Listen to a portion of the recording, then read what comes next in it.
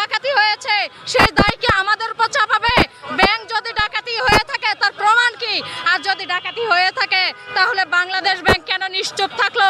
Bangladesh bank এখন পর্যন্ত কোনো জোরালো পদক্ষেপ নিল না। আমরা জানতে চাই কেন আমাদের উপরে এই জুলুম, কেন এই নির্যাতন? আজকে রমজান মাস, আমাদের ঘরে খাবার নেই, আমাদের চিকিৎসা বন্ধ, আমাদের সন্তানদের পড়াশোনা বন্ধ, আমরা ঈদের আনন্দ বলতে কিছু নাই।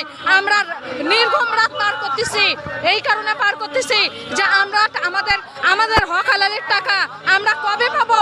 আমরা কোনো নিশ্চয়তা পাচ্ছি না। আমাদের মূল দাবি, আমরা কোনো হেয়ার কাট মানি না। 24-25 সালের আমরা কোনো হেয়ার কাট মানি না। আমরা আমাদের আমানতের মুনাফা সহ সম্পূর্ণ নিশ্চয়তা চাই। এবং ব্যাংক, দ্বিতীয় দাবি হলো ব্যাংক স্বাভাবিক লেনদেন করতে হবে। আর যদি আমাদের দাবি পূরণ না হয়, আমরা ঈদের পরে জোরালো আন্দোলন, সারা বাংলাদেশ জোরালো আন্দোলন করে ব্যাংক অচল করে দিব। আমরা ব্যাংক ব্যবস্থা অচল করে দিব। আমরা সরকারি বেসরকারি মানি না। আমরা একটাই জানি, আমরা আমানতকারী, আমাদের উপর জুলুম করা যাবে না।